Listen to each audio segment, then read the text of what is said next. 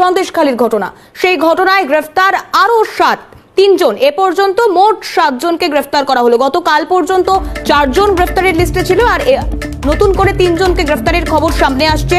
এ পর্যন্ত মোট 7 জনকে গ্রেফতার করলো জেলা প্রশাসন। গতকাল রাতে মেচোভেরি এলাকা থেকে গ্রেফতার করা হয়েছে। ঘটনার 11 দিন পার।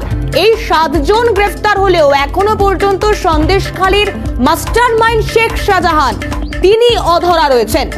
এ পর্যন্ত 7 জনকে গ্রেফতার করা হলেও সন্দেশখালী কাণ্ডের মাস্টারমাইন্ড শেখ শাহজাহান তিনি অধরা রয়েছেন।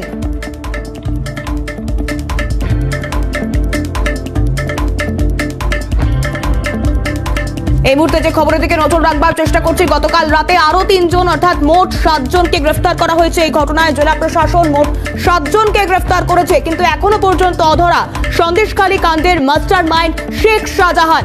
কেন তার কাছ অব্দি পুলিশ পৌঁছতে পারছে না সে প্রশ্ন শুধু আদালত তুলছে তা নয়, বাংলার মানুষের মধ্যেও সে প্রশ্ন রয়েছে। শামীম আমাদের প্রতিনিধি রয়েছেন আমাদের সঙ্গে টেলিফোন লাইনে। শামীম, এখনো পর্যন্ত কতজনকে গ্রেফতার করা হয়েছে, কি আপডেট? এখনো পর্যন্ত সন্দেশখালীর ঘটনায় মোট 7 জনকে গ্রেফতার করা হয়েছে। গতকাল সন্দেশখালীর ঘটনায় আরো 3 জনকে গ্রেফতার করা হয়েছে বসিরহাট জেলা প্রশাসনের পক্ষ থেকে। 3 জনের নাম হচ্ছে এনামুল শেখ, হাজি নূর শেখ, আজিজুল শেখ।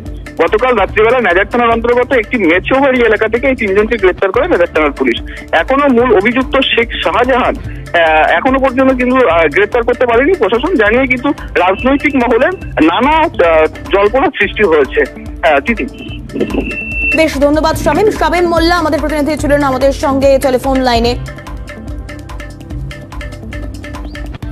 সন্দেশখালীর ঘটনায় নতুন করে 3 জনকে গ্রেফতার করা হয়েছে, কিন্তু এই সন্দেশখালীর ঘটনায় 11 দিন পার হয়ে গিয়েছে।